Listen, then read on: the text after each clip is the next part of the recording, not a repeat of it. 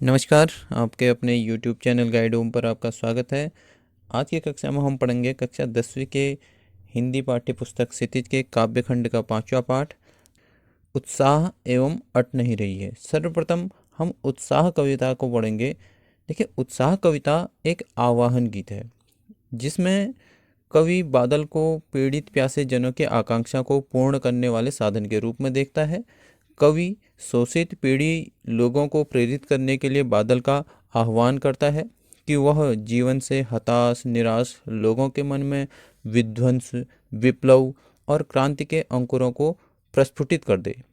इस गीत में कवि ने अपने ललित कल्पना और क्रांति चेतना दोनों का समन्वय करके सामाजिक क्रांति में साहित्य की महत्वपूर्ण भूमिका को रेखांकित किया है। तो आप हम सर्वप्रथम इसके शब्दार्थों को देखते हैं। देखिए, गगन कहा जाता है आकाश को, धाराधर बादलों को कहा जाता है, ललित कोमल और सौंदर्यपूर्ण। फिर उसके पश्चात उर में, उर कहा जाता है हृदय या मन, मन में वज्र, आकाशीय बिजली का जो संहारक रूप होता है उसे वज्र कहा जाता है, या कठोरता के लिए भी वज्र शब्द का प्रयोग किया जाता है। नूतन, नूतन का अर्थ है नए। आइए अब इसका भावार्थ देख लेते हैं।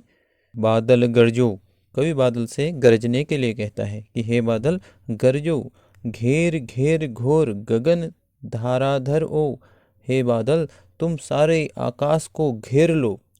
ललित ललित काले घुंघराले, तुम ललित ललित नए नए बालक के समान दिखने वाले काले और घुंघराले हो।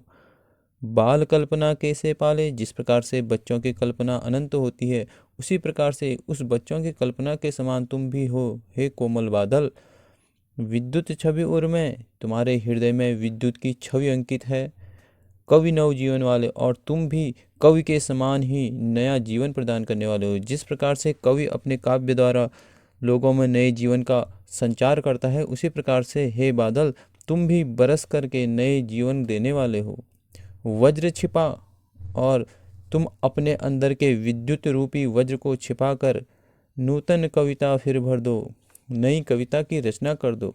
बादल गरजो, हे बादल गरजो। आशय यह है कि कवि बादल का आह्वान करता हुआ कहता है कि वह अपनी गर्जना से दीनहीन, शोषित और जो निरुत्साहित लोग हैं उनमें उत्साह का संचार कर दे, जिससे फिर कोई उनके शोषण का साहस न कर सके और शोषित वर्ग युग के नए निर्माण में अपना योगदान दे सके। यहाँ पर देखिए, घेर घेर घोर तथा ललित ललित काले घुंघराले, इनमें जो है पुनरुक्ति प्रकाश और अनुप्रास अलंकार है। और यहाँ पर बादल का मानवीकरण किया गया है, परिष्कृत तत्सम प्रधान भाषा है। अब हम दूसरा काव्यांश से देखते हैं। सर्वप्रथम इसके शब्दार्थों को देख लेते हैं। विकल, विकल का अर्थ होता है व्याकुल। उन्मन, अनमने से या मन कहीं एक जगह न लगने की जो स्थिति होती है उसे उन्मन कहा जाता है। निदाग, गर्मी को कहा जाता है। अनंत, जिसका अंत न हो, तब तक कहते हैं गर्म अथवा जलती हुई। अब इसका भावार्थ देख लेते हैं। पहली पंक्ति देखिए, विकल विकल उन्मन थे, उन्मन विश्व के निधाग के सकल जन। कवि ने बादलों के छाने से पूर्व की दशा का वर्णन किया है यहाँ पे, और वो कहते हैं कि जब गर्मी की ऋतु थी तब सभी लोग, विश्व के सभी लोग जो थे गर्मी से अत्यंत व्याकुल थे। विश्व के निधाग के सकल जन, सभी लोग जो हैं गर्मी से अत्यधिक व्याकुल थे। विकल विकल उन्मन थे, उन्मन, और वे बड़े अनमने से थे। तभी आए अज्ञात दिशा से अनंत के घन, तभी विश्व की गर्मी को दूर करने वाले, व्याकुल लोगों के मनों को शांत करने वाले अनंत के बादल अज्ञात दिशा से आए। तप्त धरा जल से फिर शीतल कर दो, बादल गरजो। कवि प्रार्थना करता हुआ कहता है कि हे बादल, गर्मी के कारण यह धरती तप रही है, तुम इसे वर्षा करके पुनः शीतल कर दो, हे बादल गरजो। अब यहाँ पर देखिए, मानवीकरण अलंकार कर दिया है बादलों का, पुनरुक्ति प्रकाश अलंकार है, विकल विकल, उन्मन उन्मन, अनुप्रास अलंकार भी है। अब जो दूसरी कविता है वह है अट नहीं रही है। देखिए, इस कविता में कवि ने फागुन में व्याप्त वसंत की मादकता का वर्णन किया है। कवि फागुन की सुंदरता को अनेक संदर्भों में देखता है। कविता की सौम्य और ललित शब्दावली एवं अद्भुत लय ने कविता को भी फागुन की ही तरह ललित सौंदर्य से भर दिया हुआ है। पहले काव्यांश को देखिए। अट नहीं रही है आभा फागुन की तन सट नहीं रही है। तो यहाँ पर कवि फागुन की सुंदरता का वर्णन करते हुए कह रहा है कि फागुन में प्रकृति चारों तरफ इतनी सुंदर दिखाई देती है, प्रकृति के कण कण से सुंदरता फूट रही है। सब और प्रकृति का ऐसा सुंदर और रम्य रूप दिखाई देता है कि वह सुंदरता तन में समा ही नहीं रही है। कहीं सांस लेते हो घर घर भर देते हो। इन पंक्तियों में कवि कहता है कि जब फागुन के महीने में हर ओर रंग बिरंगे पुष्प खिले रहते हैं और हवा के चलने से उनकी मंद मंद सुगंध वातावरण में चारों ओर व्याप्त हो जाती है, ऐसा लगता है कि यह सृष्टि रूपी सारा घर जो है उस सुगंध से भर गया हो। उड़ने को नभ में तुम पर कर देते हो और उस धरती से लेकर आकाश तक सब और तुम्हारा ही सौंदर्य व्याप्त है।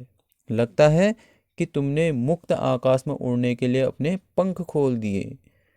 आंख हटाता हूँ तो हट नहीं रही है और हर तरफ तुम्हारी ऐसी मोहक छटा फैली हुई है कि एक पल के लिए भी मैं उससे अपनी दृष्टि नहीं हटा पाता हूँ। अर्थात मेरा मन एकटक दृष्टि से तुम्हें देखने के लिए व्याकुल है। तो यहाँ पे फागुन का मानवीकरण करते हुए कवि फागुन को संबोधित कर रहा है।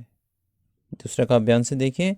पत्तों से लदी डाल कहीं हरी कहीं लाल। और फागुन के महीने में ही जो है डालियाँ नए नए पत्तों से लद जाती हैं और उनका रंग कहीं पर हरा है तो कहीं लाल है। कहीं पड़ी है उर में मंद गंध पुष्पमाल। कहीं कहीं वृक्ष सुगंधित पुष्पों से ऐसे लद गए हैं जिसे देखकर ऐसा लगता है कि फागुन ने अपने गले में मादक गंध वाली फूलों की माला पहन ली हो। पाट पाट शोभाश्री पट नहीं रही है। हे फागुन, तुम्हारी शोभा तुम्हारी सुंदरता इतनी अधिक बढ़ गई है कि वह संपूर्ण पृथ्वी में समा नहीं रही है। पटना समाना। तो यहाँ पर काव्य सौंदर्य की अगर हम बात करें तो अलंकार अनुप्रास अलंकार है, रूपक अलंकार है और मानवीकरण अलंकार किया गया है। इसी के साथ हमारी आज की यह वीडियो यहीं पे समाप्त होती है। अगली कक्षा में एक नई वीडियो के साथ फिर से उपस्थित होते हैं। तब तक के लिए नमस्कार, धन्यवाद।